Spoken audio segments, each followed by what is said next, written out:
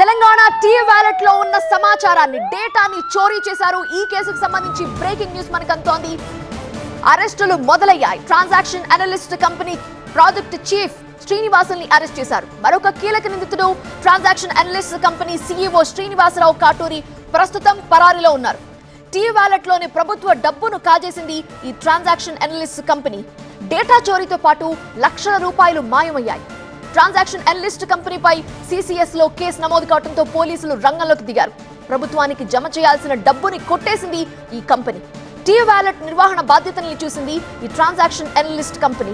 Tea wallet నిర్వహణ project అభివృద్ధి కోసం 70 లక్షల రూపాయలకు ఒప్పందం కుదిరింది.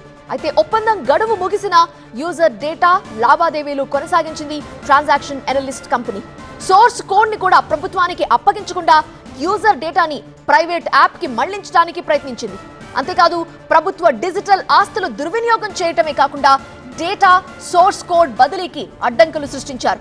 మరో సంస్థకి హ్యాండ్ ఓవర్ చేయకుండా ఉద్దేశపూర్వకంగానే అడ్డుకున్నట్టుగా గుర్తించారు. ట్రాన్సాక్షన్ అనలిస్ట్ కంపెనీకి ప్రతి నెల నిర్వహణ ఛార్జీలు ఇచ్చింది ప్రభుత్వం.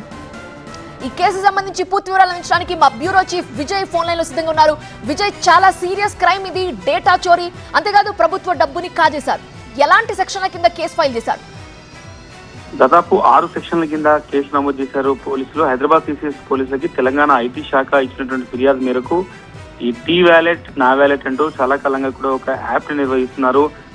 ట్రాన్సాక్షన్ ఈ మొత్తం కూడా ఈ ట్రాన్సాక్షన్ అనాలిసిస్ అనే ప్రైవేట్ కంపెనీ వీళ్ళ గడువు ముగిసినప్పటికీ కూడా 2025లోనే వీళ్ళ గడువు ముగిసినప్పటికీ కూడా దానికి సంబంధించినటువంటి యూజర్ డేటాను కావచ్చు ఏది కూడా ఇవ్వకుండా ఇబ్బంది పెడుతున్నారు. ప్రాజెక్టు అభివృద్ధి అమలు కోసం ఖర్చుల కింద తెలంగాణ ప్రభుత్వం 70 లక్షలతో ఒక ఒప్పందం కుదుర్చుకుంది. ఆ తర్వాత ప్రతి నెల నిర్వహణ ఛార్జీలు కూడా తెలంగాణ ప్రభుత్వం ఇస్తుంది, ఐటీ శాఖనే ఇస్తుంది.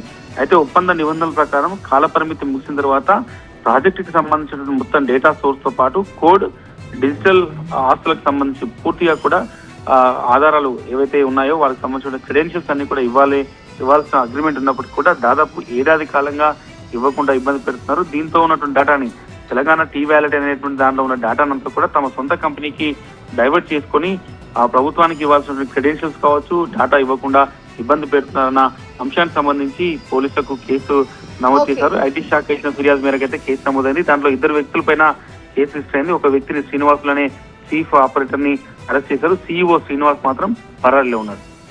రైట్ విజయ్.